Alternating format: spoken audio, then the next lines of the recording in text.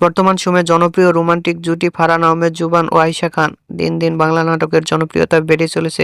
সেই ধারাবাহিকতায় আবারও নতুন নাটক নিয়ে হাজির হয়েছেন জনপ্রিয় এই জুটি।